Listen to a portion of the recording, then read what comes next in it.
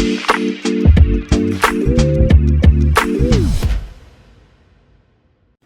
right, hello, and welcome back to another episode of the Chase Thomas Podcast, where I'm still the aforementioned Chase Thomas, coming to you live from Knoxville, Tennessee. Everything School HQ, 100 mil in the bank, officially for LNS, as Tennessee baseball becomes the biggest and best baseball program in college baseball year over year. College World Series appearance 2 out of 3 years. Tony Vitello, #1 recruiting class in 2024. Many are saying the top balls in the sport. And with Everything School HQ in full force, building their own battery starting in the next year on the river, on the Tennessee River over here. I mean, everything just coming up Knoxville, up Tennessee right now. Joe Milton hype video after Joe Milton hype video. It's everything's good here with the last little month off before fall camp is here. Recruiting in full swing. We'll see how that goes. I'm losing my mind every day as Tennessee fights to stay in the top 10 and their with their 2024 class. But to talk all about only Tennessee and only Tennessee on this very program, it's my good friend, Felling University of North Georgia alumni, Matt Green. Matt, good evening, sir. How are you? All right, I'm good, sir. I think that's just about enough Tennessee talk. I think what do we get? 2 minutes? That wasn't as long as you usually go. I'll give you that. But we're yeah, in the man. dog days of summer. Like, it's just there's not a whole lot. So when Tennessee baseball gobbles up the headlines with killing it in the portal, #1 team in the portal right now might get the top. I mean, just so many big dudes out of the portal to replenish this roster. So they'll probably go into 2024 as a top 2 team once again in College World Series bound, because they've built a juggernaut that's just not going anywhere here on Everything School HQ. That got us to 2 minutes. There you go. There you go. So yeah, I want to apologize first and foremost to our most loyal listeners. For missing a week like we did. Had to go to the Braves game. Ronald Acuna chain night. I couldn't miss that. And Ronnie hit 2 bombs. Braves got another win like they always do. First inning, like it's just becoming a joke at this point with the Braves. Just that first inning, you can't miss it. You're gonna miss like 4 runs. Except for last night where they loaded the bases and didn't score, and then they ended up losing in the 10th inning. Hey, that'll happen sometimes. What was their first loss in? It was 9 straight before that. Just half empty guy over here. The reason not even half empty? You're looking at like a 10% empty. The Braves like the best team in baseball. They're a lot like the 2022 Tennessee Volunteers baseball team. Oh, jeez. Except for everyone doesn't hate them. I think the Braves have some moxie. They have some juice. I'm sure there are fans around the league that aren't. Are they a hated team? It doesn't feel like the Braves are a hated team. I mean, I guess the classic baseball people might not like what Ronald Acuna does with his chains and his pimping home runs, but man, I love it. I'm down here in Braves country. I can't get enough of it. It is funny though, because I turned my wife. Didn't get a chain though, unfortunately. Yeah. Oh. It wasn't for everybody. It was just a certain amount of people. Oh, yeah. You got to, like the Outcast thing, people line up for that stuff. Like, I'm not, like, I want one. Like, I want to have, like, I discovered this about myself. I want to have memorabilia, but I don't care enough to put the effort to get the memorabilia. Like the bobbleheads. Like, I respect the people that have the hustle, that have the bobblehead collection, but it's just like getting to the game an hour before first pitch. That's just not my game. It's not my style. Well, here's the other thing, and what I do to get all my like different merch and cool collector stuff and all that kind of stuff is eBay and anything after, like Etsy, Poshmark, like this stuff will pop up. I guarantee the Outcast memorabilia stuff will pop up on a service sooner rather than later. No, I won't lose any sleep. I think last Tuesday night was the night to wear your Ronald Acuna chain. I don't foresee any future time that I'll ever wear that. No, that's a tough one. I did want I remember at the Hawks did a 2 Chains night where they had the Hawk jersey that for the first however many people got, it had ATL, but it had like the chain, like 2 chains and the number 2. That was pretty cool, pretty unique. I was like, I would wear that. Like that is something I would wear. The Hawks 2 Chains. Yeah. T-shirt I would do. Although you would think it'd be chains and not a shirt with chains, but what can you do? Hey, what can you do, Matt Green? Speaking of what you can do, Matt Green, which is tell us how many days we are away from the start of the 2023 college football season. Well, sir, if ladies and gentlemen, if you're listening on this fine Thursday morning, like I know you do, first thing when this pod comes out, we are 58 days till college football season, and we're talking not week 0, not Thursday night, but that actual very first week 1 Saturday of college football. And best 58 of all time it's got to be Peter Boulware, Florida State. Probably the best 58 in the pros, too. Like, 58's not one of the sexier 50 numbers. You know, like 55, 56. I feel like you got a lot of studs. 51. But, you don't see as many 58s. I think Peter Boulware, I think he's got to be the best 58 of all time. Also, Ian Johnson, Boise State, great. Fiesta Bowl sensation. He had 58 career rushing touchdowns at Boise State. So there's a fun fact for you as well for number 58. What about Tennessee? You got any number 58s over there? I mean, Darnell Wright, who went top 10 in the draft this year, right tackle, 5-star kid, just awesome. Shut down Will Anderson in the Alabama game. Just fine all year long. Just never putting Hooker in jeopardy all season long. I mean, if he has a long career in the NFL, which he should, I mean, I think he's going to be the best 58 in college football history.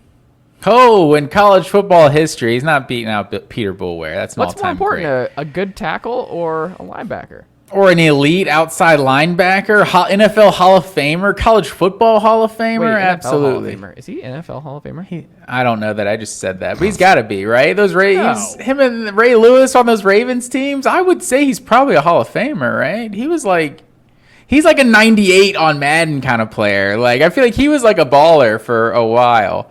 I don't know that for sure. But the first Georgia one I can think of is Will Thompson, who I remember Will Thompson's claim to fame. He was on that 2005 SEC championship team, and I think his claim to fame was that he was the only player on the 2005 Georgia team that Mark Richt did not recruit. He was like left over from Jim Donnan, but he's like a 6th-year senior, I think, at that point. But yeah, like Sterling Bailey, I want to say was a Georgia player 58. I couldn't tell you who the current 58 is. I think Sterling Bailey from East Hall, I want to say. But yeah, I thought it was Boss Bailey was 58. Boss Bailey was 45. Okay. And Champ Bailey was actually 42 his freshman year, Was he and really? then he rocked number 4. He played safety at first, and then he switched to number 4. Yeah, but Sterling Bailey isn't part of that Bailey clan because there's Ronald Bailey that also played at Georgia. That was also one of the Baileys. I want to say he was like a defensive back, or I'm not even 100% sure. Also, Roland is Champ Bailey's name. Roland Bailey. And I'm forgetting Boss Bailey's because there's Ronald, he's Roland, and maybe it's like Rodney Bailey or something like that. I want to say it's another R name, but yeah, Champ. They went with Champ.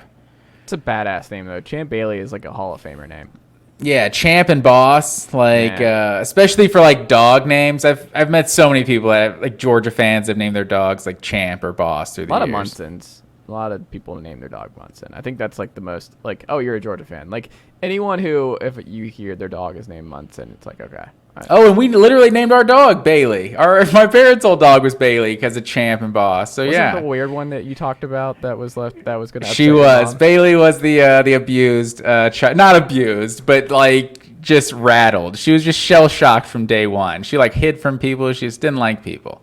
But I think Maddox is like the exact same breed though, like some kind of Rottweiler Shepherd mix.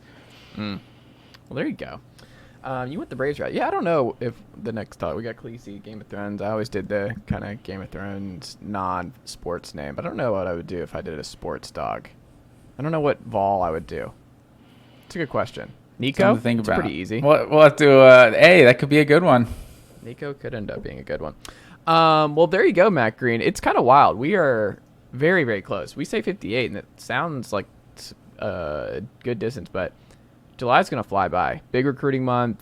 June flew by, and then August is just We're here. It's go time. It's Georgia's class is probably going to be done by the end of July. I can't imagine how many more guys they can get. 23 commits they're now sitting with here on July 5th, and maybe 3 or 4 more in like the next week.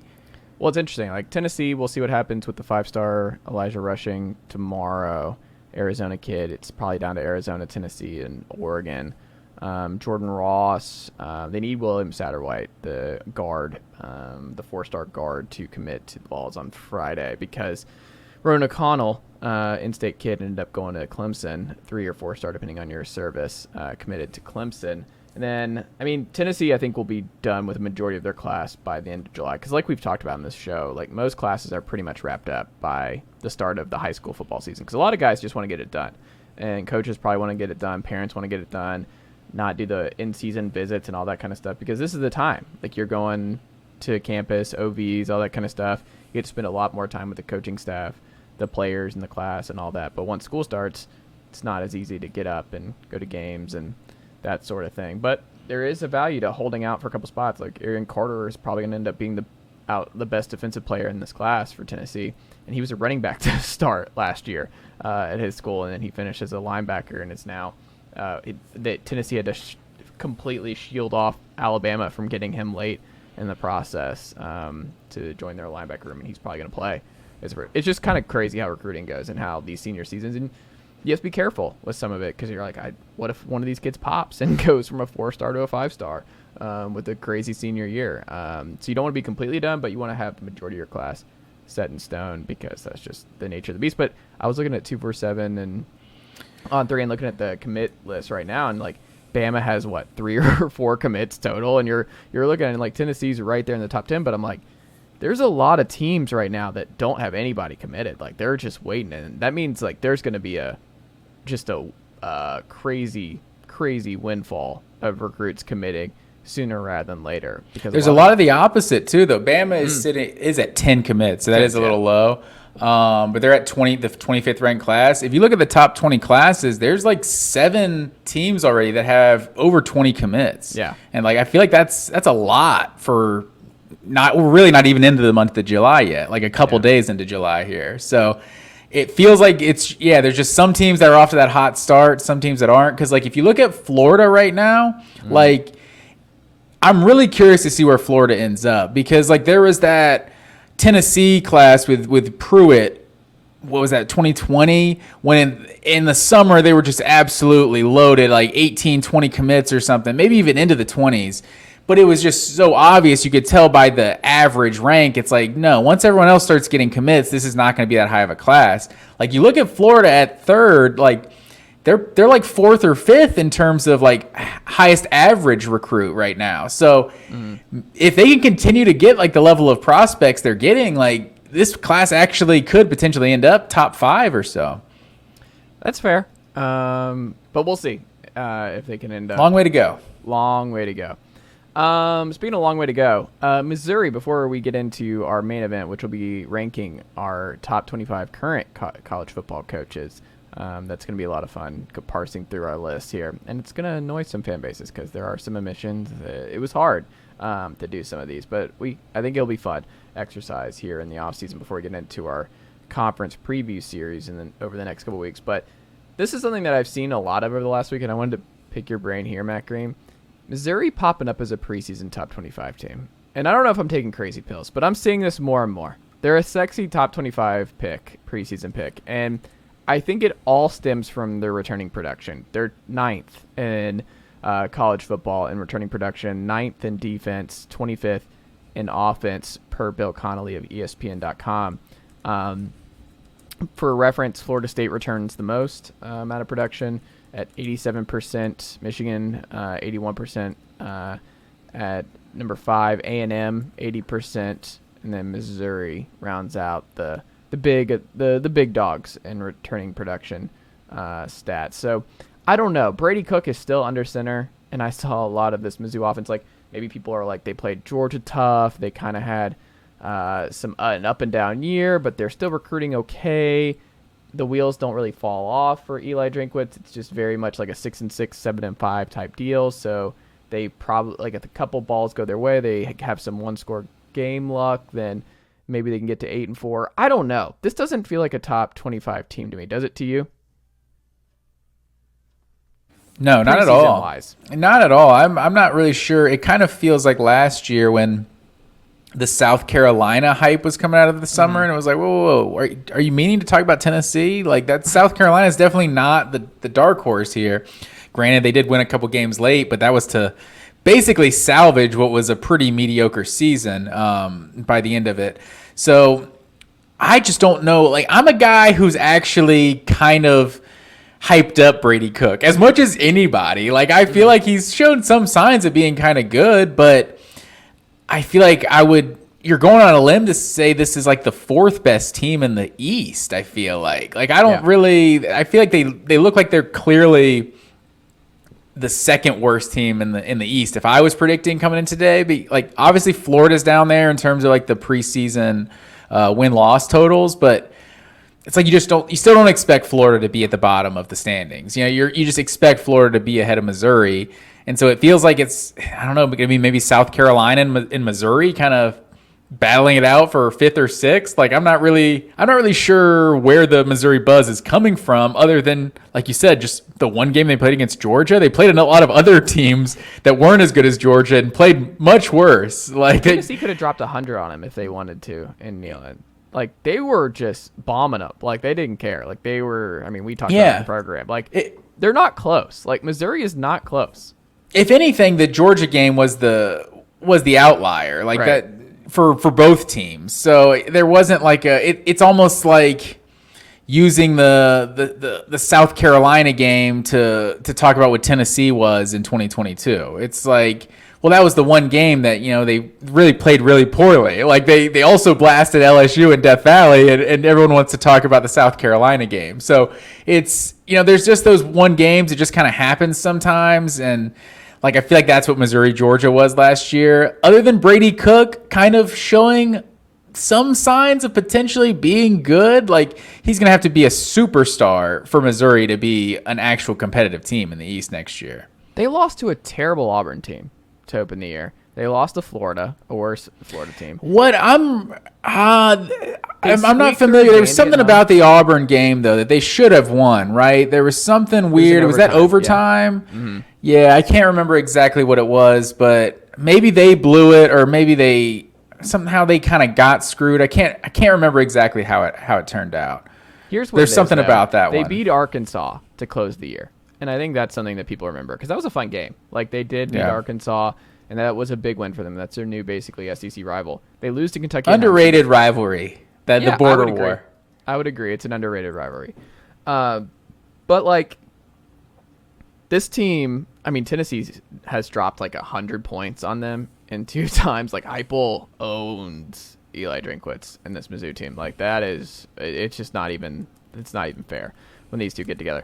But, like, Kentucky, you lost at home, and now you got to go to Kentucky. You beat South Carolina on the road, but I think South Carolina will be better this year. You get them at home.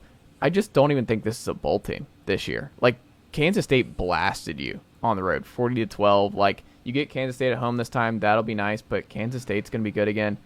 I just don't see this Mizzou team being a top 25 team. So if you're putting them in your preseason top 25, I'm like, I don't think they were 80. What? I think they were 80.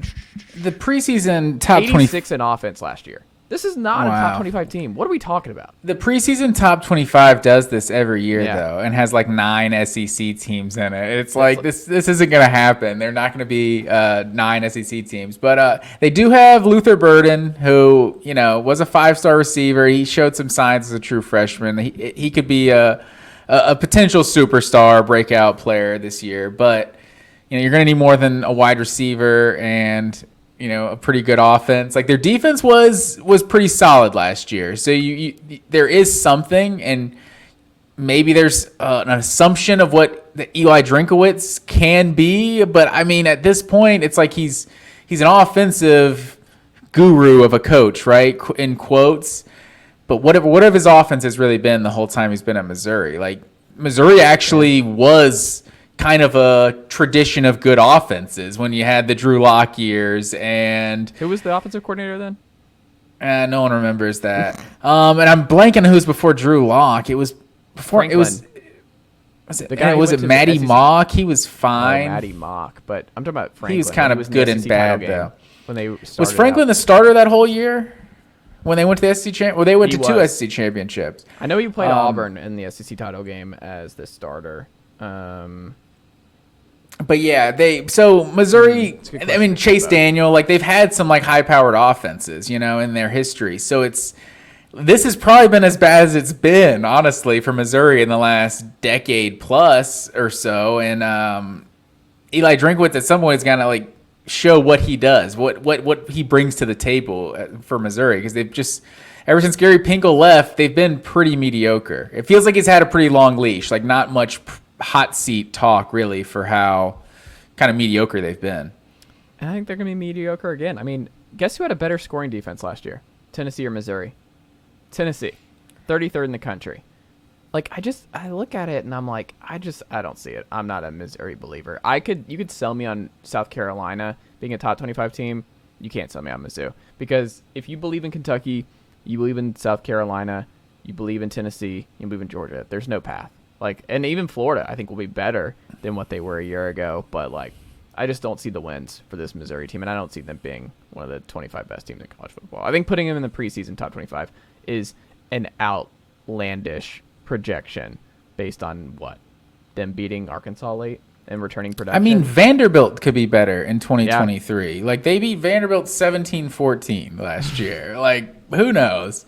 But there's some of those teams, though, the Mississippi States of the world, that people tend to predict them near the bottom of the SEC West, and they just end up like borderline ranked team lots of years. So, we'll see what Missouri is. They might not. They could be a little better than we think. Maybe. I'm not buying that stock. So if you want to buy that, go right ahead. Somebody's got to be losing if Georgia and Tennessee and South Carolina are going to win some games. And Kentucky. Vols, fourth best SEC title odds as a whole, Matt Green. So I thought this was pretty interesting. So they're right behind Georgia, Bama, and LSU in that order. Best odds to win the SEC per bet online coming into the year. And just for reference, Vols are tied with A&M at that fourth spot. And then behind them, Ole Miss, Auburn, and then way back there, Florida, Mississippi State, Arkansas, Kentucky, Missouri, South Carolina. 10,000 to 1 for Vandy, which is pretty great. But South Carolina, 8,000, plus 8,000 for that one. So I thought this was pretty interesting. But when you look at that and you see those early SEC title odds, what is your thought? And do you think Tennessee deserves to have the fourth best title odds coming into the year? Yeah, I would say that's pretty justified because I think I feel like the SEC kind of falls off a cliff after the top five. Like having A&M and Tennessee tied for fourth. I've said a couple times to you, I feel like I'm starting to get more and more like encouraged about Texas A&M. Like I think there's a potential. Like we know about the talent they have on that team.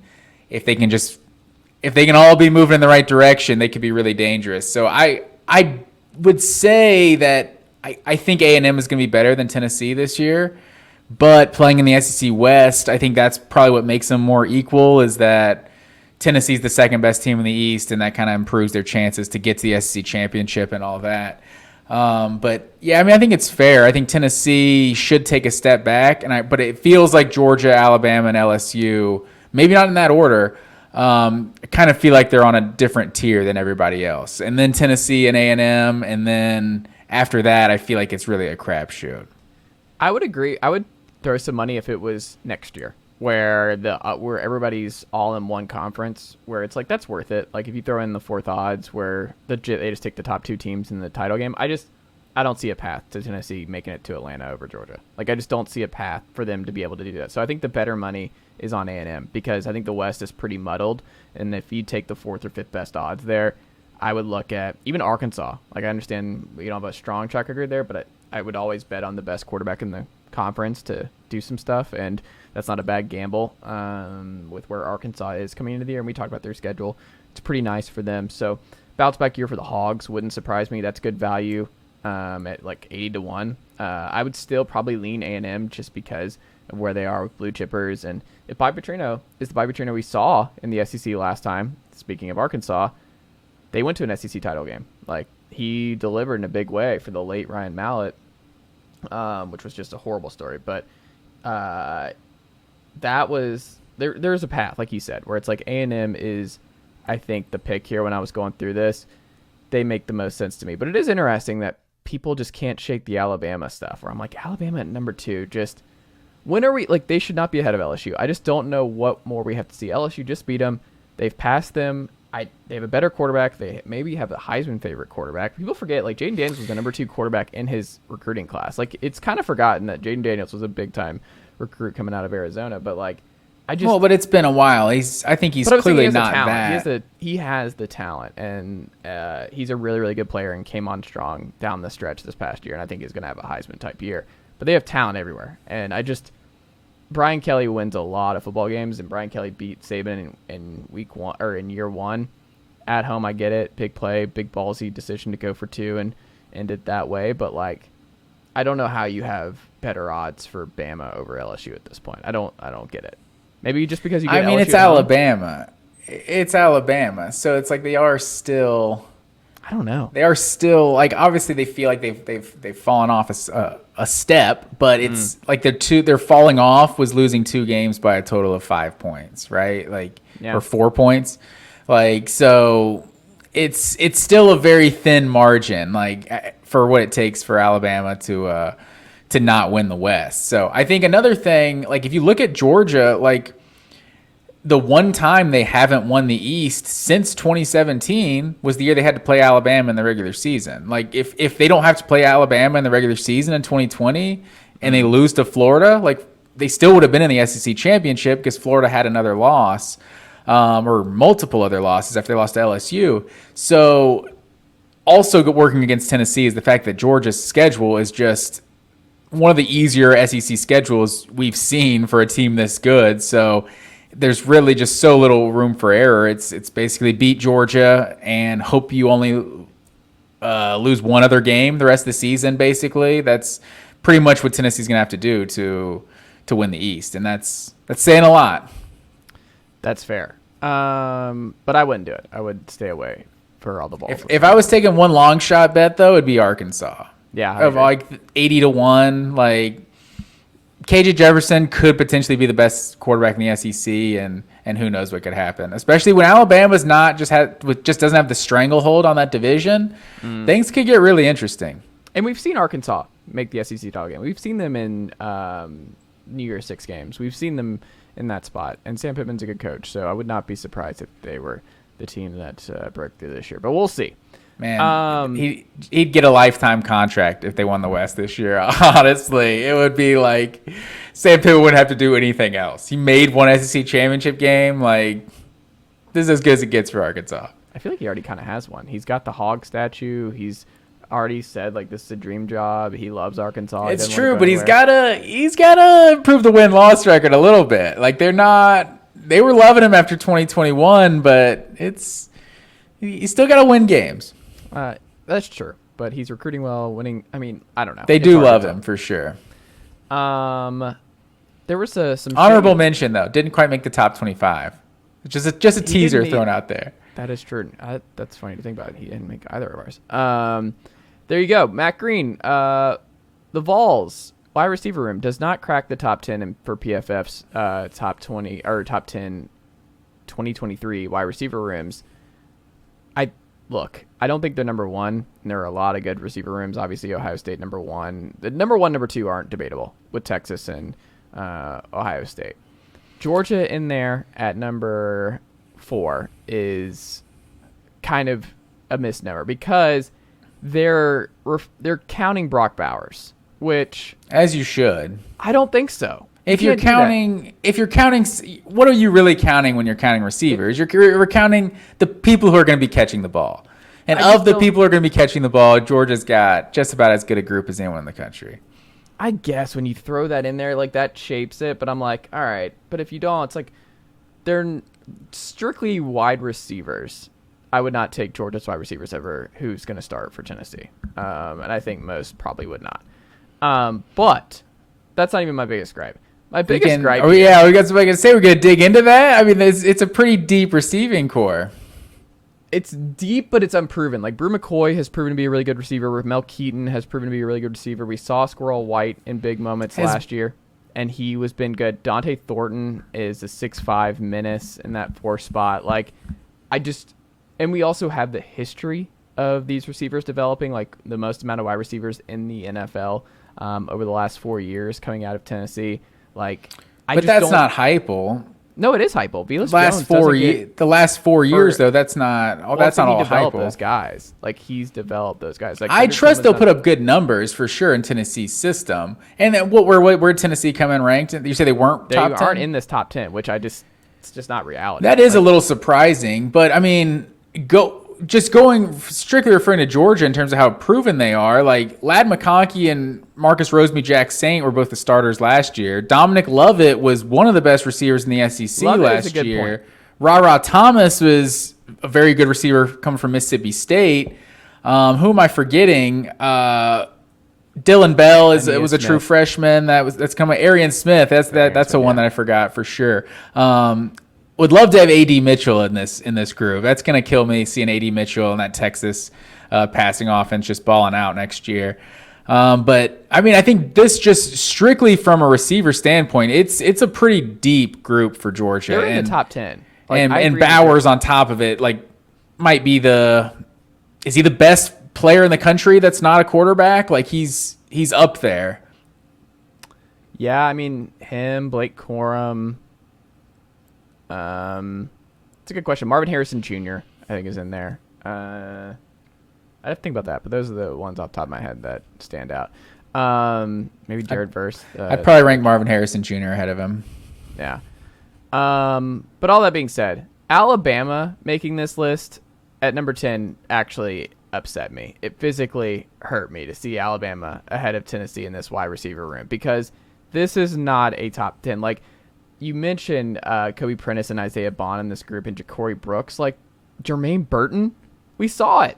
Like, this is not a top 10 wide receiver room in the country. That's just not reality. You have some names there, but they were not productive at all last year. And is there a transfer I'm not thinking of for Alabama that's coming in? Benson, who was transferred in last year, didn't play. But that was it's like where did Florida State come in on that list? 5, I think. Yeah, it's like that. Okay, that makes sense. So I would definitely think Florida State should be up there. But yeah, Alabama, I don't see that at all. I think that's literally what the weakness of the team was last year, was their receivers, and Bryce Young made them look better than they actually were. I think if they don't figure out the quarterback position, this receiver group could look real bad.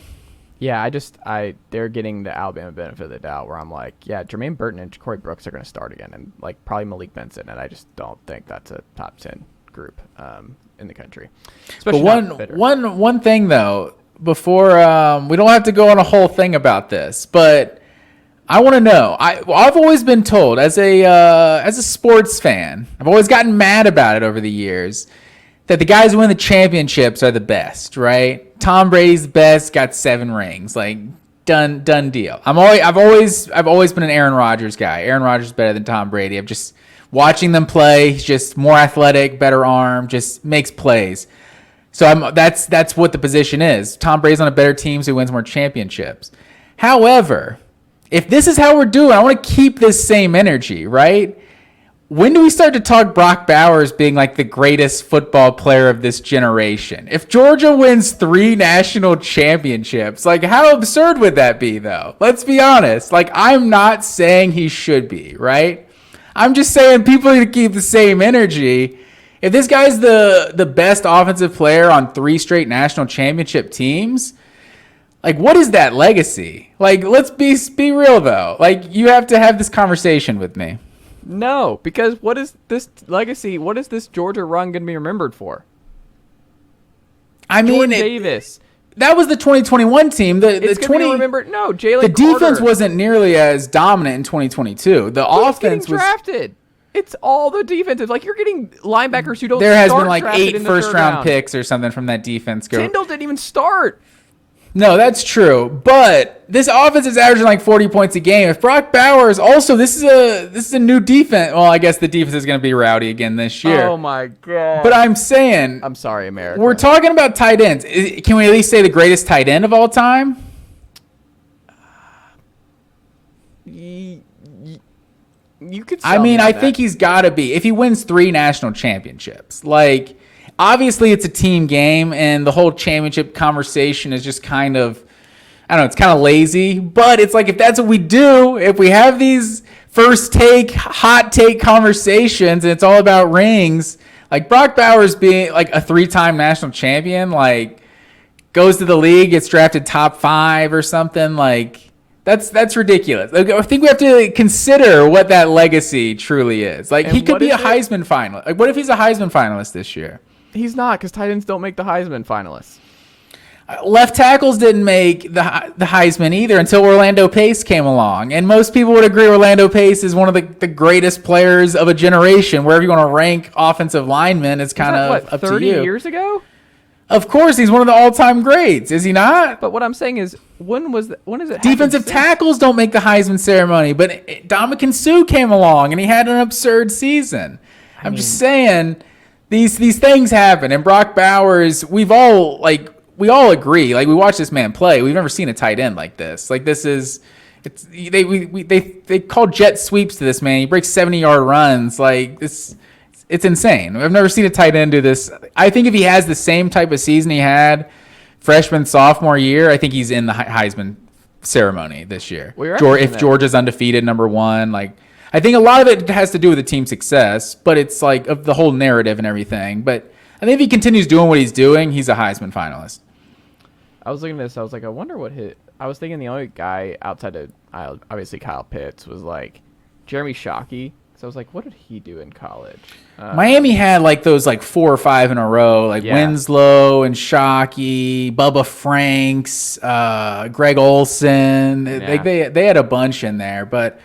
Kyle Pitts, I've always said, is the best tight end I've ever seen play. At the time, I said that, but he also, like, legacy-wise, he only had the one, like, dominant year, his junior year, and he was a baller. But Bowers has done that potentially a 3rd straight year. Obviously, if he continues to do what he's doing, and if Georgia continues to have the team success. But, like, I don't think we're prepared for, like, a team to win 3 straight national championships and what that conversation will actually be, because that's just such an absurd feat that college football hasn't seen in like 90 years.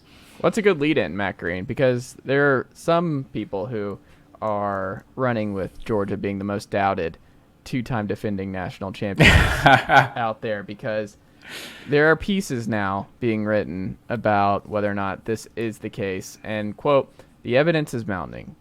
Georgia among I love this headline. Georgia among most doubted championship programs in recent history by Mike Griffith of AJC or Dog Nation. And look, the sources here is like Kirk Herbstreit, who said, quote, just when you think Nick Saban and Alabama are done, they'll come back and win it all. Like, I think he was leaning towards picking Alabama to win it. David Pollock is saying the same sort of thing, and he's obviously damn good dog, and I love his analysis. I'm going to really miss him on game day. I think Reese Davis picked Michigan. Yeah, well, and he can't do it because he's a Bama guy, so maybe he doesn't want to just go Bama over and over again, and maybe that's why he stayed away. But that all being the case, Matt Green, we're really just trying to stir something here, folks. Like, when this is popping up where it's like, I want you to find one college football writer, fan, analyst who's looking at the Dogs over the last 2 years and been like, wow, that team that beat the shit out of TCU 65-7 in the national championship game of the sport, like, they're all right. I don't know. I have my doubts about where this program's headed. I have my doubts when they have the number 1 overall recruiting class all over again. I have my doubts when they're putting third string linebackers in the NFL. Like, I have some doubts about where this program is really headed. Like, I don't know if they're going to be able to do a 3-peat. Now, there's a difference to being like, this is unprecedented, which you already spoke to, of like a 3-peat in college football is just preposterous. Like, it's just... Shout out to the Golden Gophers. back in the 30s. Like, this is uncharted waters. So, yes, it's doubted in the sense that, like, they are now firmly against history. And this is it. Like, this feels like the last dance for Georgia because next year the playoff goes to a 12-team format. There's going to be a lot more volatility. There's going to be a lot more parity, I think. You're going to have some upsets. And Georgia plays in the toughest conference in college football. So for the team to, and I think Josh Pate actually made this point, I agree with it, and I think it'll be something that hardcore fans will agree with, and I think you're probably on this. Whoever wins the SEC is probably the best team that year going forward. So when we expand to Oklahoma and Texas, so it's like even if they lose, the team who wins the SEC championship game is actually who we should look at as the de facto best team in the country that year, even if they lose a dumb game in the playoffs, one of their 3 games, whatever. Like, that doesn't mean they weren't the best team, or the real national championship game is happening then, or the real national championship game one year might be in the Big Ten title game with Michigan and Ohio State, like, depending on how they're playing. And I think that's fair, because I think you will have some seasons now where the best team is not the national champion, and that's never been the case really for college football. It's always been the best team, generally speaking, is going to be the one standing tall at the end. So this feels like the last dance, where it's like, it's clean, it's a 14 playoff. The East is still very much Georgia's. It's a good schedule for them. The schedule gets significantly more difficult in 2024 for them. This feels like the last dance in a lot of ways for Georgia. Not in that the program's going away, but like the kind of path where if you're a Georgia fan, you're like, I don't know how you can pick against Georgia to not go back to back to back to back. And I think the only thing you can point to is this is insane that people don't go back to back to back. Like, that just is not how this works. Before I get into Georgia, just in terms of your playoff conversation, I definitely disagree with Josh Pate on that, which I disagree with Josh Pate on very few things, to be honest. But, like, we've seen these meaningless bowl games, quote unquote, like, as one team cares more than the other. If anything, we're going to see more SEC teams bringing their A game into the playoff, into a postseason game. We're going to see 4 or 5 teams potentially that are like, no, this game means a lot. And they're going to see actually how good the SEC is compared to these other conferences. And since when does anyone, like, you come out of a tournament is what it is. Like, the Chiefs are the best team in the NFL last year. They won the Super Bowl. Whatever year Carson Wentz got hurt, Nick Foles came in, Eagles are the best team in the NFL. They got the trophy. Like, there's no, sure, the Patriots, you went 17-0, 18-0, whatever it started that year. But the Giants won the Super Bowl. They're the best team in the NFL that year. Hands down. That's the discussion. The SEC championship will always mean something, you know? Like, Georgia won the SEC championship in 2005, the year where that great Vince Young versus USC game was. And we still hold that SEC championship proudly. It's just we didn't win the national championship that year. So I do disagree with that point. But going back to Georgia, I think I want to start by saying Georgia fans are new to this, and they don't know how to act. Like, that's we don't know how to have the conversation. We're one of the best teams out there. I feel like I can understand where this was coming from last year, because it was but like everyone talked about, why is Stetson Bennett coming back to college? That obviously was the best it's ever going to get. Like, he's the only player that doesn't improve with more reps. Like, he was going to get worse in 2022. And he came back and Georgia got way better. You also heard a lot of national people say, yeah, but if Alabama's 2 best receivers were healthy, they would have won the national championship. So there was a lot of butting Georgia's 2021 championship. With what they did in 2022, it was basically a rebuilding year, honestly. Like, it's almost embarrassing. Like, it sounds like you're bragging to say that. But with what they lost defensively on just a historically great defense, it wasn't supposed to be a great defense again. And the fact that the defense was like a top 5 unit again in the country, and the offense was just unstoppable most games, to be honest, like could basically score whenever they wanted to, could kind of milk the clock when they wanted to as well. Like, I think last year you definitely saw, I guess it just kind of depends on who are we talking about, right? Are we talking about the college football fan consensus that we feel like just vibes? Because I feel like vibes wise, it feels like people don't necessarily include Georgia automatically with like Alabama and Ohio State and some of those elite programs. But I mean, the NFL, they seem to be picking up on what Georgia's doing. Like, I feel like the people who know about college football can see, like, yeah, this is like basically the best program in the country right now. If no less than like top 3, they're in that group, right? So it's one thing like Mike Griffith, I don't know, maybe insensitive, but like vibes wise, I guess I can kind of see where he's coming from here. Like, one thing me and my brother have talked about before is, like you said, the Alabama bias, and we were talking about these the Pro Football Focus thing. There's just something about when Alabama's good, all of their starters are like, oh yeah, well, he's starting, he's probably first team SEC, right? Like Jamon Dumas-Johnson is a guy that we've looked at. Like, this guy was a butt kiss finalist on the best team in the country last year as a redshirt freshman or redshirt sophomore last year. I can't remember. And this guy, like, I feel like if this guy was Alabama's middle linebacker, he would be like first team All-American, like no doubt. Like, and with Jamon Dumas-Johnson, he's not really getting that preseason hype for a guy who's like basically the captain of the best defense in the country. So it's probably Georgia fans being a little sensitive, but I feel like I think the country really isn't ready for Georgia to be this good because there is this perception. It's still Nick Saban. It's still Alabama's world. Like, Georgia got a couple, but like Herb Street's saying, it's still Alabama's world. And I don't think people are ready for, like, no, Georgia actually just might be better now, and Alabama might not win another title. Like, we might have seen the end of the like truly like dominant era of Alabama football. Like, they could still be a really good team year in and year out, but they might not be that once elite, just, impregnable force that they once were.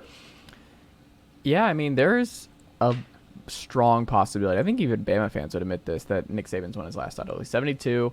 Yeah, he had a good class here, but like, I mean, you're going to go to a 12-team format after this, and it's only going to get harder. LSU and Georgia are right there.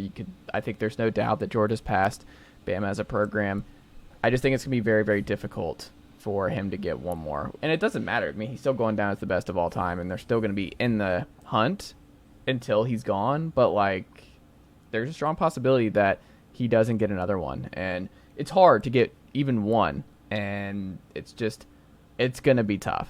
And I think that would be, if I'm a Georgia fan, the thing that would actually annoy me, and I think there is validity to, is talking heads and folks who follow this program and know or follow this sport as well and as accurately as the Kirk Herbstreit and David Pollock's of the world do, is that, like, I get that you don't want to just say, like, the Dogs should be the favorites again, but, like, you saw what Alabama was last year. Like, yeah, they lost 2 games by combined, 4 points or whatever, but, like, you saw that offense, and you know what Tommy Rees is bringing to the table. You know that the quarterback situation is very much in flux, that could be an easy disaster, that you know LSU is going to be really good. You know Georgia has kind of, like, you know in your heart of hearts that they're coming into the year better and that they should be better. And the fallback of, like, but it's Saban and it's back against the wall, it's like, it feels lazy, where it's like we have to move on. Like, at some point we have to go, maybe it's not coming. Maybe that's not the thing. So if I'm a Georgia fan, I'm like, what about this Alabama situation would scare you as a Georgia fan, and an SEC title situation? Like, I don't think there's anything that would scare you as a Georgia fan about Bama at this point.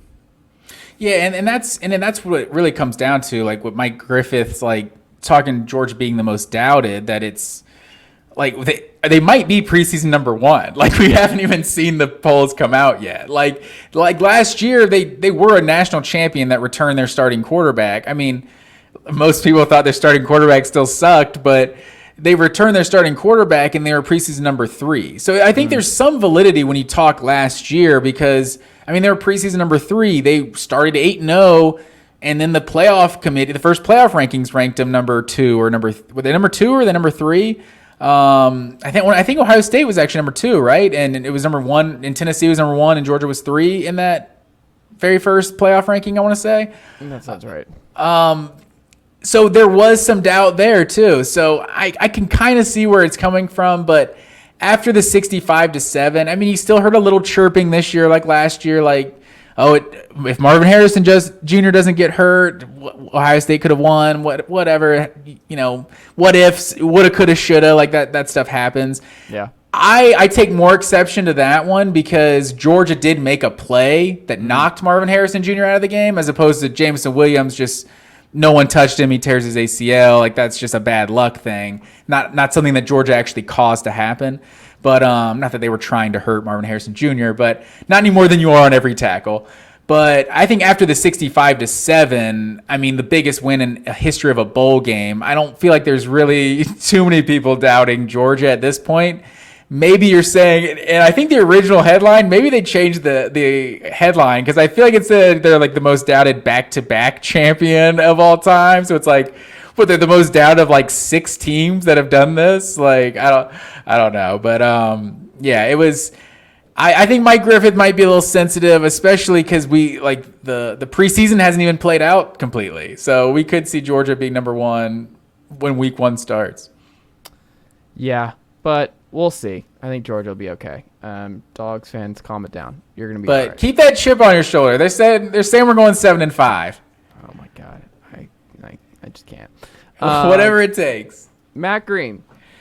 Main event here. We each did our top 25 college football coaches right now. And let us make this very clear. It's who we think are the 25 best college football coaches in the country right now.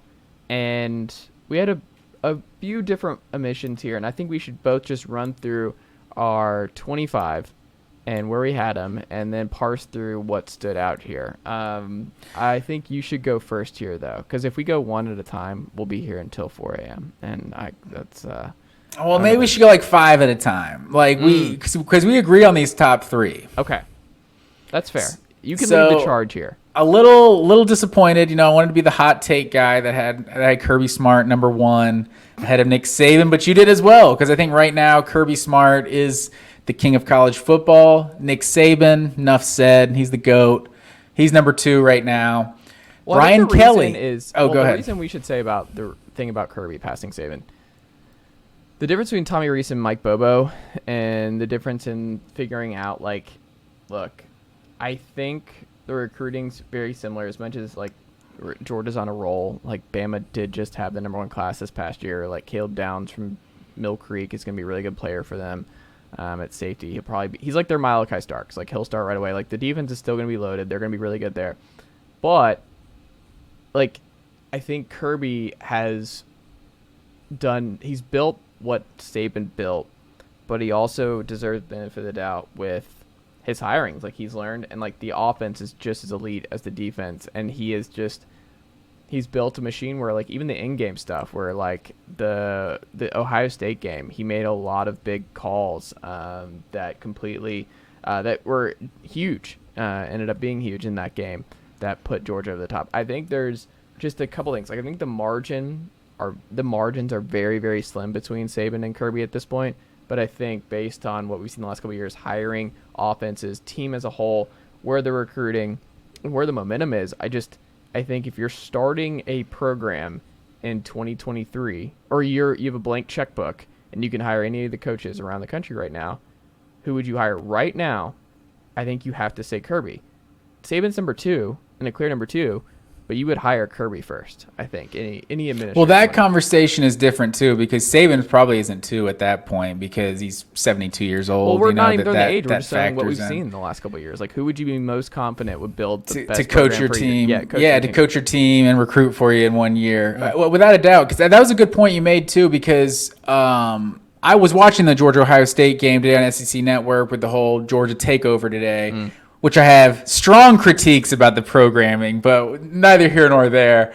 Because I think Kirby's smart. That is what people always said about him. He's a good coordinator, but not a good game coach. I was just thinking of some of the decisions that were made in that game, because you had obviously the timeout that prevented the fake punt is what everyone talks about, like a great call he made. But also like being 4th and goal when you're down 2 touchdowns in late, was it maybe early 4th quarter or late 3rd quarter? Down 2 touchdowns, you got 4th and goal, and just trusting your defense enough to kick a field goal in that situation, and that kept the game alive. You were able to force a field goal on one of the Ohio State's next drives. It's like there were certain things that, like, just strategic factors. Like he called a fake punt in the SEC championship, his 3rd year as a head coach, right? And it's like people want to pretend that's who he was as an in-game coach, but he's obviously grown from then, but he's done a lot of really good just scheme things. I don't feel like he necessarily gets credit for because he's only talked about it as a great coordinator. But also, like, this is probably where the hot take comes in. You're not going to convince me that Kirby Smart was not the secret to Alabama's defensive success for a decade. At this point, like, now seeing Kirby Smart being the manipulated variable that's now at Georgia and what their defense is compared to what Alabama's defense is, like, it's clearly better, and from where Alabama was starting, they were starting at number 1 as soon as Kirby Smart left. And the Jeremy Pruitt defense, like, that team, those defenses were great. Jeremy Pruitt's another really good defensive coordinator, but you've just seen year after year, it's not a steep decline, but it's just clearly not the elite of elite unit that it was just every single year. And now that Kirby Smart's at Georgia, that's basically what Georgia is. That's fair. Matt Green, where we going? Keeping it going, we both had Brian Kelly at number 3. A little surprised to see you have him up there as well, but I think Brian Kelly is just such a proven coach now that he's only been 1 year at LSU, but he's won at multiple stops, Cincinnati and Notre Dame. And I think he's just, especially if Kirby Smart goes to the NFL tomorrow and Georgia has to pick a new head coach, Brian Kelly, without a doubt, is the one I would take of anyone else in college football. I think Dan Mullen would be fun at Georgia. You gave him the recruiting checkbook and everything else when you're like, and you hire someone else, but like everyone else does the recruiting for him, and he's just like, I'll just be the best offensive mind in the sport, and you just go give me. No, Dan Mullen will ever step foot on that campus. We would take any offensive-minded guy before Dan Mullen. That's the one thing about Lincoln Riley. We'll get to him, but it's like maybe he could come to Georgia and just stay out of the defensive room, and then he could have success. Can we also say there's a dark, like, with how Brian Kelly is doing thus far at LSU, he's ahead of schedule. LSU has a history of national championships. They're obviously in a fertile recruiting ground. He gets 2 titles in 4 years. You could see him at number 1 in this list. Like, I think there's a path to Brian Kelly being the best coach in college football as a whole. I think there's a path for him going to Kirby and that being the rivalry over the next 5 to 7 years is Kirby versus I think Kelly. When you're judging coaching, like, legacies, I think it's always easier to rank the guy who's won at multiple spots. Yeah. Like, higher. I mean, like Rick Pitino, who's won. Like, Kelly could be the new Urban. Exactly, because I think that's something that Urban has on his resume of just winning at multiple spots. And obviously Saban has too. But, I think, and Kirby is going to be probably one of the few coaches ever that may just stay at one job his entire life. Or one head coaching job the entire time he gets it. I think so. Where are we going next? So to round out my top 5, I had Jim Harbaugh at number 4 and Ryan Day at number 5. Yeah, I had you had Dabo at 4. Oh, shoot, I'm looking at your list. Yeah. My bad. Yeah, Dabo at 4 and Jim Harbaugh at number 5. Yeah, I have Jim at 4. I also I was like, can I put him any higher? But no. Jim, I think, is closing in, and we'll get in at some point. So why is Harbaugh better than Dabo? I think at this point, you look at it, Dabo we saw where the chink in the armor is. And he has to prove it with Garrett Riley. And he may have learned his mistake from promoting within and the whole Clemson culture and all that kind of stuff of just, we have our guys. Like, he had the gift of continuity with Brent Venables, Jeff Scott, Tony Elliott for years and years and years. I think what we saw last year was like, there was an arrogance there of like, we can keep this thing rolling. And look, they had the gift of back-to-back all-time great college football quarterbacks in Deshaun Watson and Trevor Lawrence. And then we saw what happens when you don't have that at Clemson. And you didn't develop DJ Uiagalelei, who was a 5-star, and he might ball out at Oregon State this year with Jonathan Smith, which would be another thing where it's like, okay, that might not have been a DJ thing. That might have been a Clemson development thing. And they have shown that they are far more vulnerable than I think we might have anticipated before. Harbaugh, people were wondering about the recruiting. Remember? Like, Harbaugh was like, can he win the big one? Has he reached this point? He's like, I'll just go back-to-back, beating Ohio State, drubbing Ohio State back-to-back. I'm going to play the style like the ground and pound. He's evolved. He's had all kinds of different offenses, different coordinators. He has been able to adapt with the game, adapt to his personnel, adapt to just where the sport is going. I think Harbaugh deserves a lot of credit for what he has built at Michigan. I mean, Blake Corum and Donovan Edwards are going to be the best 1-2 running back punch in college football this year. He's got the 5-star quarterback in J.J. McCarthy. We'll see what he does there. He is innovative. He's like, I'll just start J.J. one week, Cade one week, and we'll see where it goes. I think he's at the top of his game right now. I think Jim Harbaugh, like, yeah, you lost to TCU in the game and you got bombed by Georgia the year prior, but, like, that was a K-Mac. Like, he is maximizing Michigan year over year, and I think people overstate what Michigan is traditionally as a football program, and I think he's on his way to being the best Michigan coach of all time. So I would say Jim Harbaugh is above Dabo because he has proven that he can adapt. He has proven that he can, if he makes a bad hire or things go right, like, he can bounce back. He can bounce back from a down year. He beats the crap out of his rivals. Like, Clemson just got blasted by South Carolina. Like, Was that the first time they lost to South Carolina in like 10 years? But what I'm saying is, like, he hasn't sniffed the college football playoff since he lost Trevor Lawrence. Like, we're now at the point where it's like, you need to show that you can do it without the all-time great quarterback. Dabo, he's not like number 17 on my list. He's number 6. I'm just saying right now, if I'm picking who is a better coach in 2023, Jim Harbaugh is a better college football coach than Dabo Swinney. There's also the fact, who's the third best quarterback in Clemson history? Is it Taj Boyd? Like, it has to be Taj Boyd, it probably is Taj Boyd. So maybe after a while, this is a Dabo thing. Like, you look at Dabo, his first year was 2009. As of 2009, do you want to know when Clemson's last double-digit win season was? If we're having this conversation in 2009, the last double-digit season would have been 1990. They have now won double digits 12 years in a row. Like, I think we kind of forget how good they were for like 4 or 5 years before they made the playoff. And then they made the playoffs like 6 years in a row.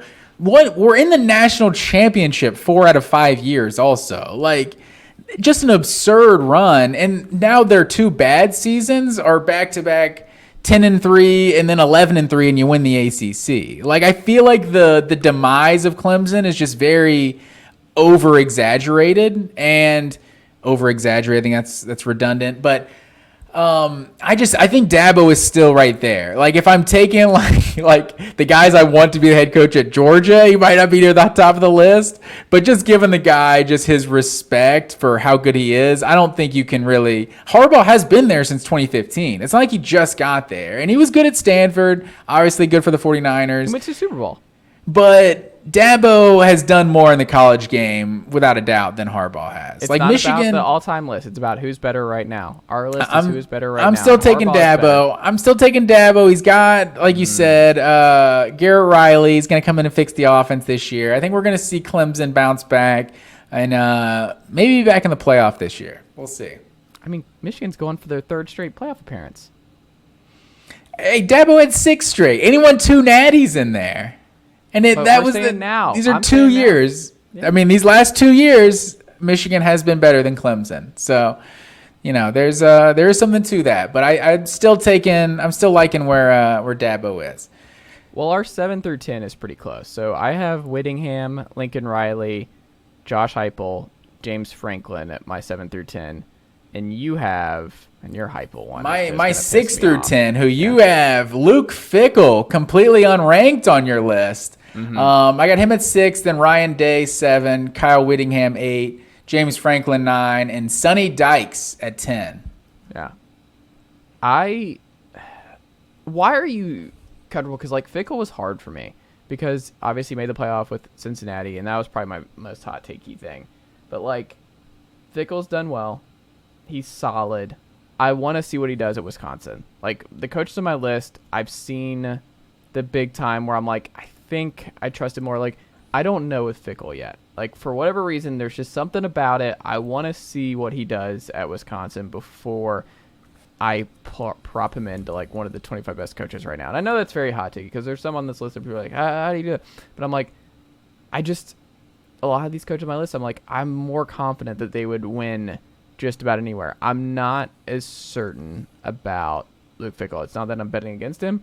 I am very, very, very excited to see how he plays at Wisconsin. I mean, like, Phil Longo is his new OC. Like, he's going air raid, like, out of nowhere. I don't know. Like, there's all kinds of ways this Fickell tenure could go at Wisconsin. I don't know. We'll see. He was okay last year at Cincy. There was a drop-off. Like, it wasn't like they were humming. They had the all-time great players with Desmond Ridder and Sauce Gardner and a lot of NFL dudes, and he deserves credit for developing them. But, like, I don't know. I think he's a little overrated. Like, I have Luke Fickell as my most maybe overrated coach coming into the year, but I think he can silence a lot of doubters like me, depending on how he does at Wisconsin. He has a big opportunity.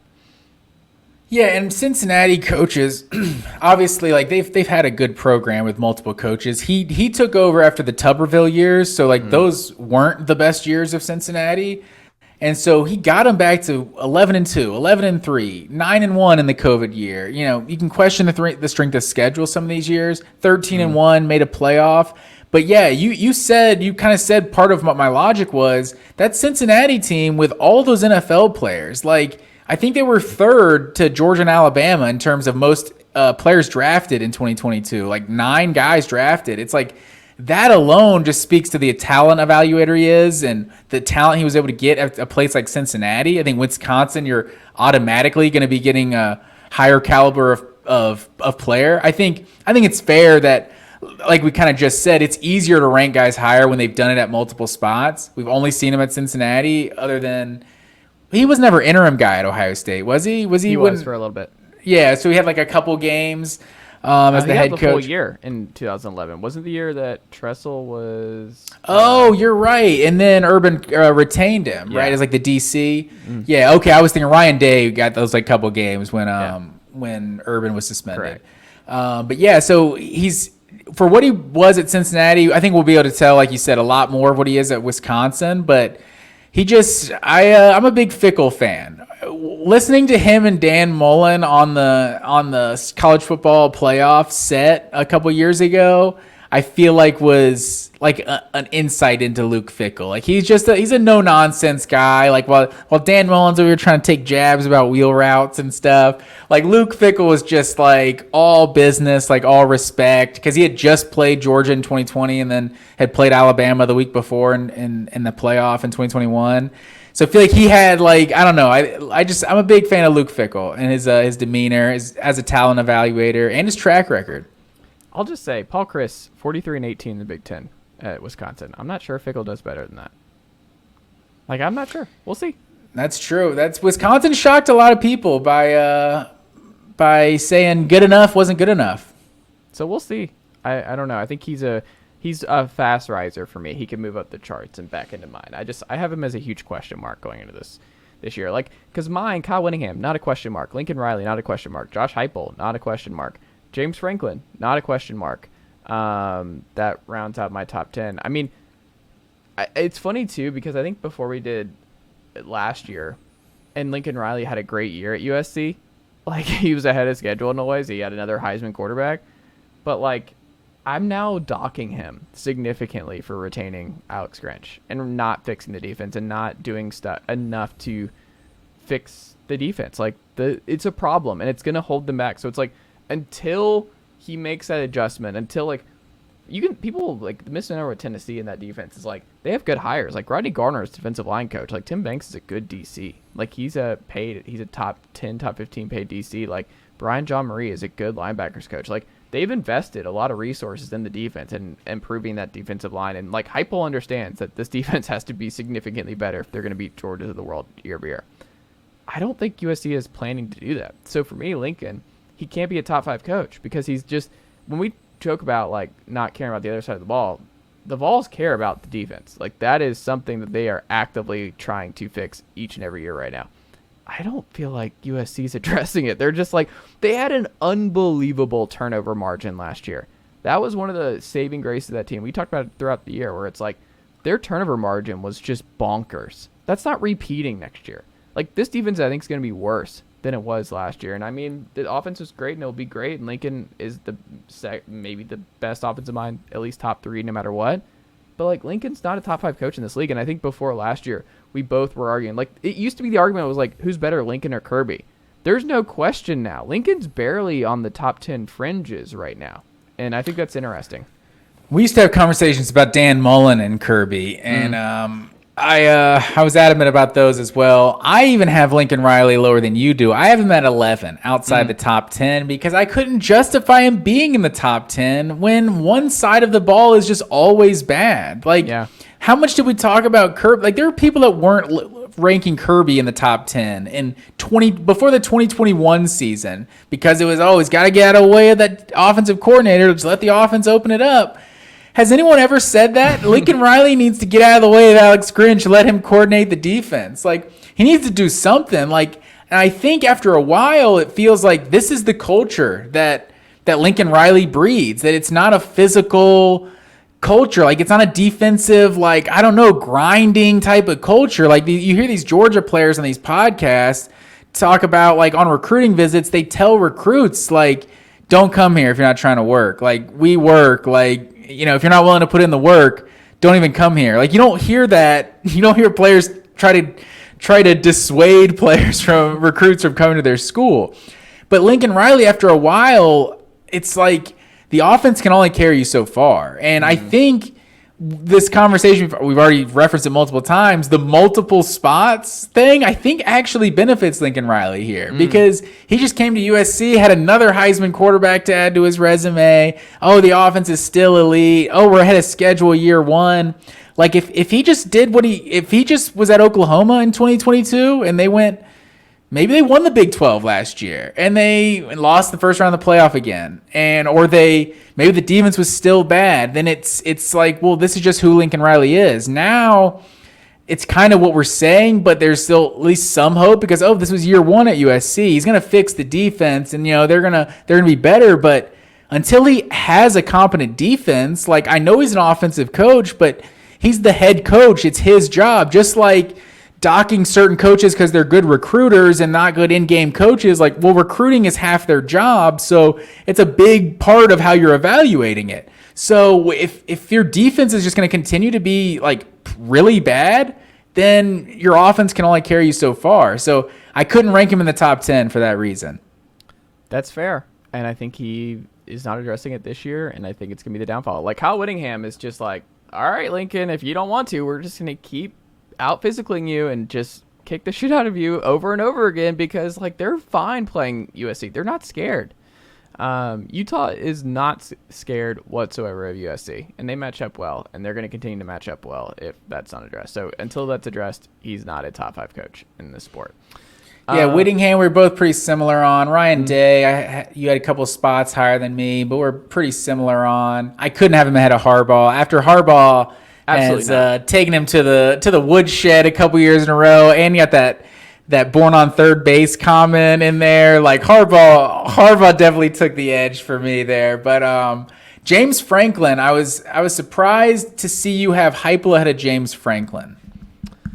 Well, Franklin obviously won at Vanderbilt, which not a lot of people have done. He recruits really well. He's a top 10 recruiter. He's going to have a 5-star running back, 5-star quarterback under center and in the backfield this fall with Singletary and Aller. It's a big year for Penn State and what James Franklin can do. But I think they're kind of at that same mold. But I think with Heupel beating Alabama, Franklin hasn't gotten over the Michigan-Ohio State hump yet. And Heupel got over that hump in year 2. I think the reason I have Heupel ahead of Franklin to this point is I know it's the whole thing where Heupel understands the defense. It's kind of the reason I have him, and I flirted with putting him above Lincoln at this point, but I think that's just more of a time and like a guarantee where I still have Lincoln as more of a guarantee year to year to win at least 9 games. Like, he at least had a Heisman quarterback. Like, Hendon was really good, but that hasn't happened yet. Like, there is still a level for Lincoln that's just like, it's just going against him in offense and quarterbacks is just a bad idea. And with Franklin, he's 9-3, 10-2. That's his ceiling to this point at Penn State. I think Tennessee was, with a much less talented roster this past year, were a bad USC game away from being in the college football playoff in year 2, being ahead of schedule. They have had the number 1 offense this past year. the top 10 offense. You saying USC is in South Carolina? Yeah. You're throwing me off there. I know. I was going to say USC Junior, but I don't want to piss them off. And look, You've already said it. I think Tennessee and Heupel has a longer track record, and if you want to start a program and you're like, who is more likely to raise the floor high enough and also beat their rivals, get over the hump with their style and their recruiting, I think it's Heupel and what he has built versus what James Franklin has built. So in 2023, I think Heupel has a stronger resume of like who would you be more confident in getting your team over the hump and having a better year with any roster, because he did it with anybody. I think that's remained to be seen, though. I can't say that Heupel, like, he might emphasize the defense, but until they have a good defense, I think you still have to put him in a similar, conversation with Lincoln Riley in terms of, yeah, he's a great offensive coach, but you have to see improvement from the defense. That's fair. Like, if you had Franklin above Heupel, that doesn't bother me. I think Franklin's top. Heupel was the one we disagreed the most on. Do you know where I had Heupel in my rankings? Yeah, I'm looking at it. It's number 21. Yeah, it's just whatever you got to do. I couldn't get him up. He's been head coach for like 4 years. And UCF, those weren't necessarily the best UCF years. They were fine. One was a COVID year, and Dylan Gabriel was awesome the year before. Mackenzie Milton was awesome with them. Like, no, Drew they Lock. were winning national championships before he got there. Okay. Pretend national titles. I was also shocked to not see in this next group your guy Jamie Chadwell not ranked. Had to throw him in there. So I had Lincoln Riley 11, Jamie Chadwell 12, Chip Kelly 13, Mark Stoops 14, and Mike Gundy 15. And a lot of those are pretty similar with Kelly, Stoops, and Gundy. You were pretty close, like one off with me on all of those.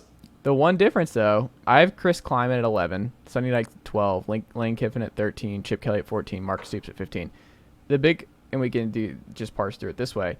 I have Sonny Dykes. I have Chris Kleiman, and you have Jimmy Chadwell.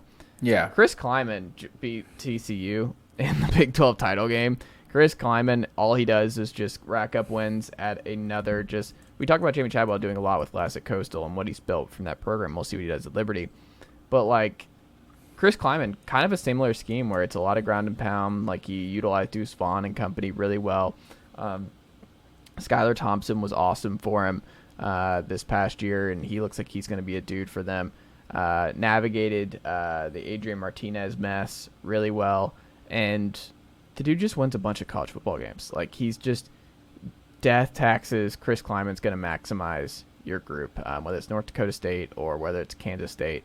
The dude just, I think he's just consistent. He's like he might be the new Mike Gundy, where like Mike Gundy would just get these Oklahoma State teams 9-10 wins year over year, and you're like, how does he keep doing this? Like, they're nowhere near the blue chip ratio every year, and it's just he gets the most out of the least. And I think Chris Kleiman, I can't say enough good things. Like, the dude beat the team that was in the national title game this year.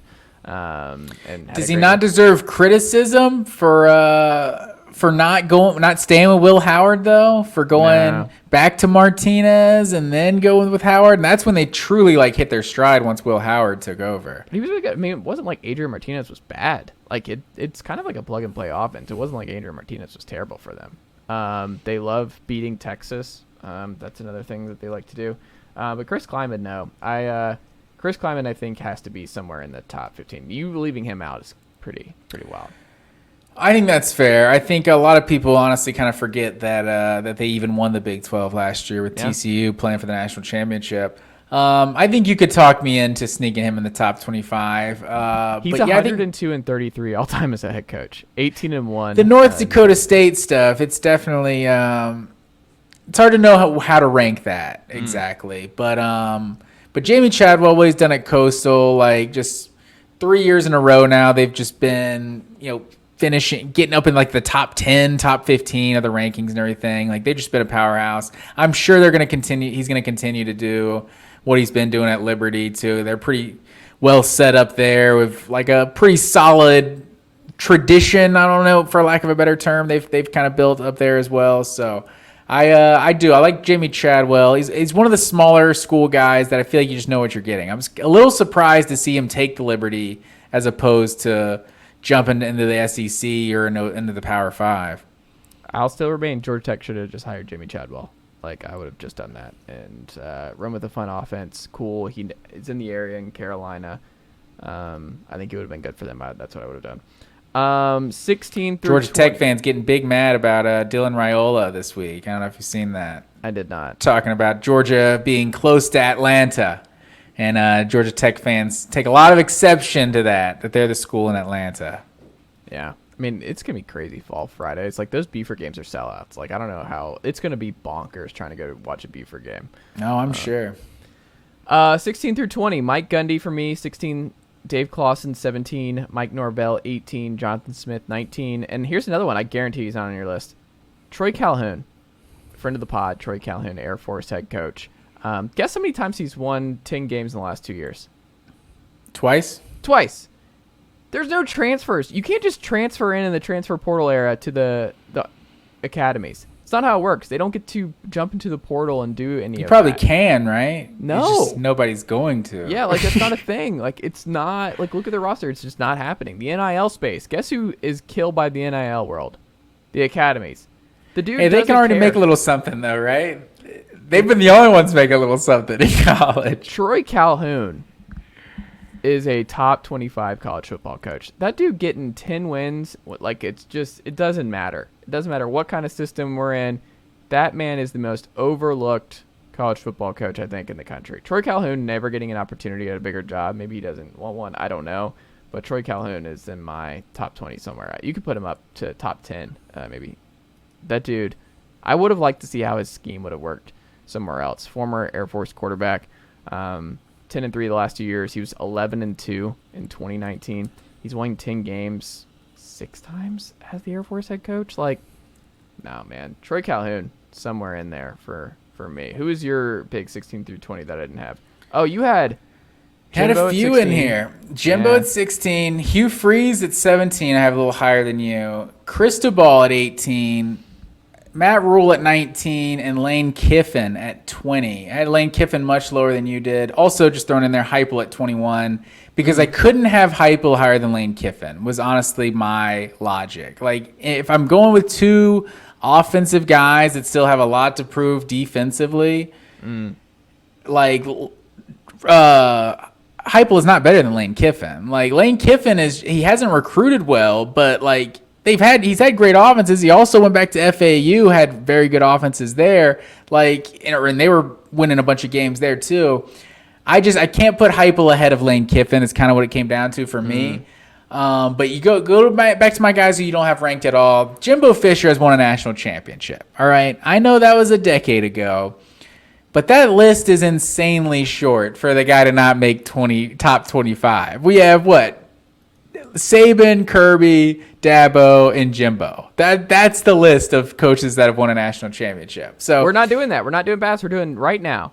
Well, that's why his resume is up there, top 5, top 10. So he's taken down a little bit, but I just went 5-7 with a super talented roster. That's true, but how is that roster super talented? Maybe just money that the boosters are given, but part of it is Jimbo Fisher. He's a really good recruiter, even before the NIL stuff.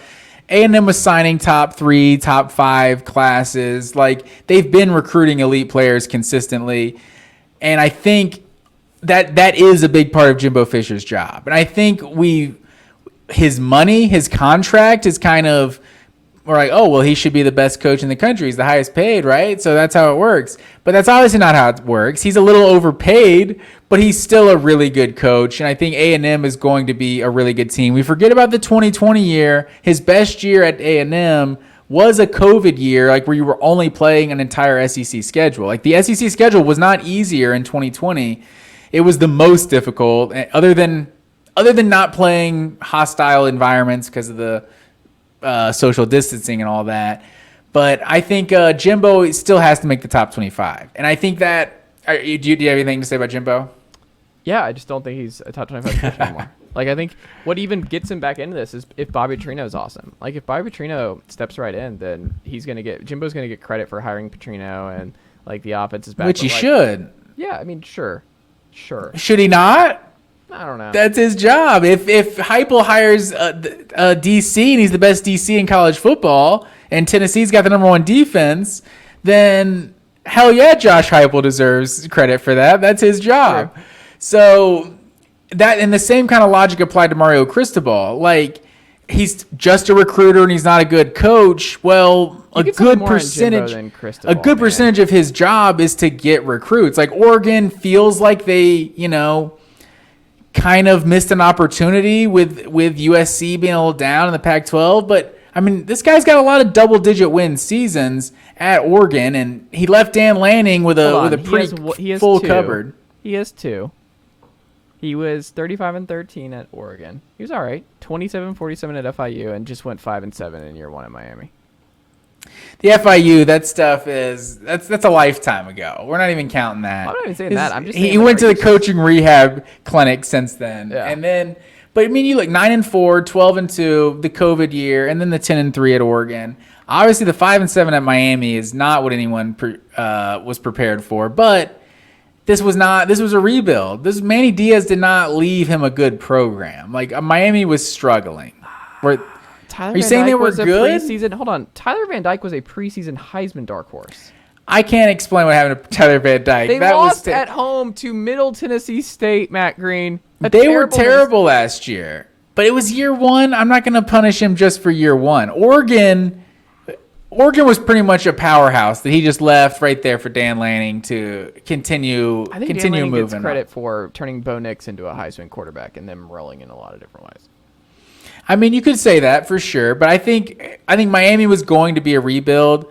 You were definitely expecting the offense. Like, obviously, the OC didn't work out in 1 year too. They're replacing OC and DC this year, so it's going to be a big time year for Cristobal, but. Recruiting is a huge part of this guy's job, and he's proven over the years to be one of the best recruiters in college football. And I think that goes a long way in getting that talent to Miami. So I think Cristobal still makes the top 20 for me. Can't do it. Not in my top 25. The final 5, though. Matt Green to wrap up here tonight. Gus Malzahn, 21 for me. Kirk Ferentz, 22, Hugh Freeze, 23, Brett Bielema, 24, and Pat Narduzzi, 25.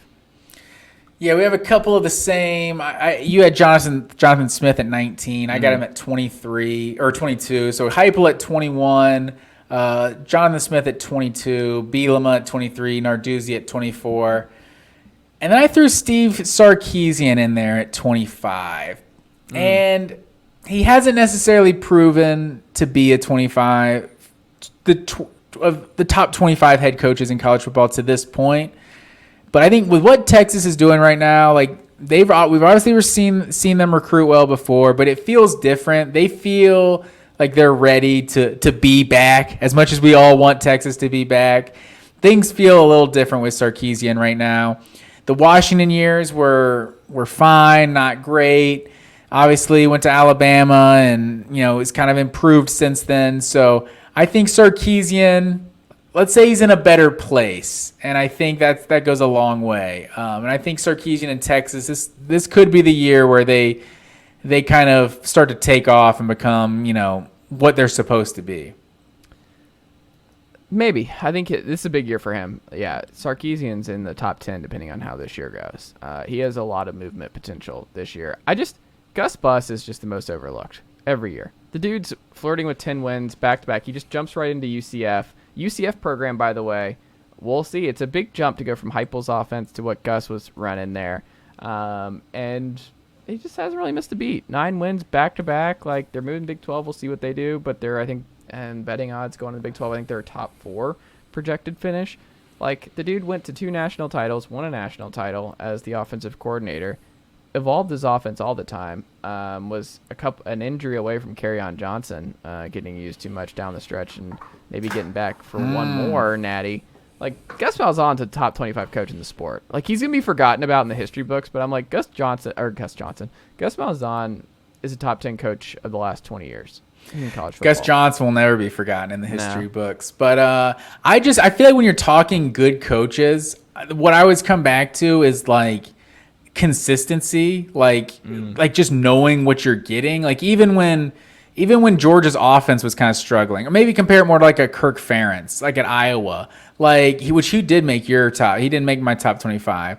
Like you know what you're getting. It feels like this is a well-coached team. Kirk Ferentz has an idea of what he wants his teams to be, and that's what they do. I feel like with Gus Malzahn, like, you just have no idea what team you're getting year in, year out. They're just the ultimate wild card when he was at Auburn. I feel like I can't say that guy's a good coach when I just have no idea if you're going to win the SEC or miss a bowl game year in, year out. Like, I have no idea. Also, the other one I was surprised. Hold on. When was Gus Malzahn missing bowl games?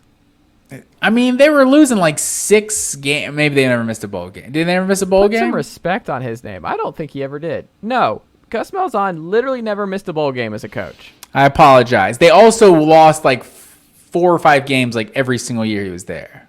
They lost 2 his first year, 12-2. After that year.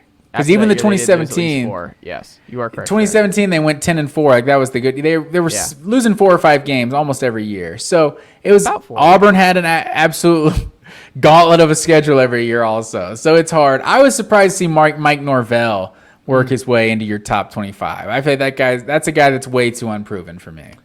I mean, he won at Memphis, and he's getting better each and every year at FSU. He's recruiting well. Jordan Travis has developed well. Benson's developed well. He's hit the portal hard. He does it all. Like, I think he's just a riser in a lot of different ways. I think Mike Norvell has to be somewhere in that group. I think there's one coach on here that we both have ranked the same, and neither of us really believe how good he is. And you know who that is? Do you know who I'm referring to? Pat Narduzzi? No, Pat Narduzzi. I give him his respect. It's Mark Stoops. Oh, yeah. I have him at 14. You have him at 15. Because I feel like there's a prerequisite amount of respect. It's Kentucky. You have to put on Mark Stoops, but I can't get excited about Mark Stoops. Like, it doesn't. But it's like, yeah, sure, he's a good coach. Yeah, fine. Like, he doesn't excite me. People would like him a lot. Like, if he was the OU head coach. Yeah, I could see that. He's flirting with top 5, top 7. Yeah, and Kentucky, for what they've been historically, like, this is the best they've ever been. But it's not just even close. Like, he should have a lifetime contract there. Yeah, it's not exciting. You're not going to be able to, like, play that ground and pound style better than the teams that get the best players. So there's just such a ceiling on. Like, the dude is flirting. Like, he's going to be predicted. Like, he's a sexy pick again to go second in the East again this year. People are going to talk themselves into 10-2 Kentucky. Like, that's just the fact that Kentucky football is sustainably good. Like, they're not great every year now, but they are sustainably good. Like, the bottom fell out, and they still went to a bowl game this past year. Like, the bottom fell out. That's true. The floor is still making a bowl game these days. And that's not the Kentucky we grew up with, Matt Green. That was not. This is uncharted waters. But we grew up with the fun and gun Kentucky, so they weren't good, but they were exciting. And now it's like they're like, hey, we should try being respectable, but not exciting at all. I'm actually surprised he's still there, based on like the feuding with Calipari and everything else. I would have thought he would have eventually been like, all right, football's never been. I think that could be the beginning of the end. Like, I think he was probably never even interested in leaving. I wonder if the Calipari stuff might open the door for like someone who values football a little bit more to poach him away. I wonder who it is, though. Who is like the best? Like, what's the SEC job that he would leave? I don't know. But yeah, be careful what you wish for, because they're loving you winning 8-9 games in Lexington right now. It's the best. I think he has the best job in the SEC.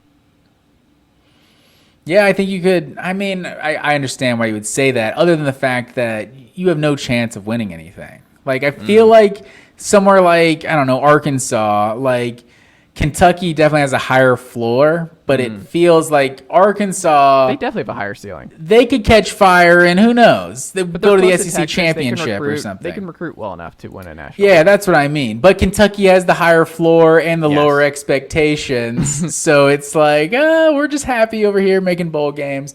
Yeah. I had a couple honorable mentions: Sam Pittman, Dave Clawson, Dave Doran, Lance Leipold. They didn't make my list. Dave Doran's a good one.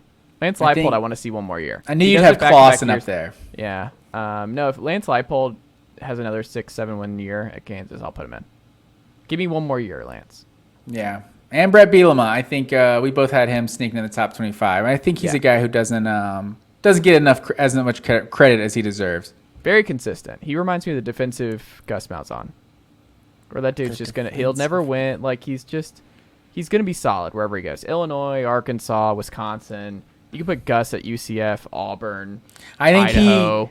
I think he nosed into the top 25 for me, because at Wisconsin, it was a kind of a deal of he didn't build this program. He kind of kept it going, but he did keep it going for a while. He was there for 5, 6, 7 years. The Arkansas wasn't great, but he had some competitive years.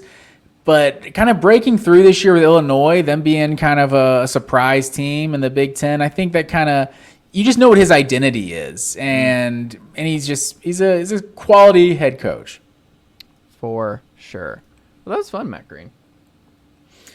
Yeah, we'll have to keep track of this and see how wrong we are. I feel like 10. I just knew 10 was gonna be cool, but we were just gonna agree way too much for 10. We had to go all 25, so I could disrespect Josh Heupel as much as possible. Well, I appreciate that, Matt Green. Thanks for keeping it classy on this program. It sounds scared. It sounds like $100 million scared. It sounds like the Spire Sports scared. Number one and most ambitious collective. Ambitious collective. Oh, we're just making things up for Tennessee to be number one, and now they can't be number one in any of these sports, so they're just going to make up lists for them to be number one in.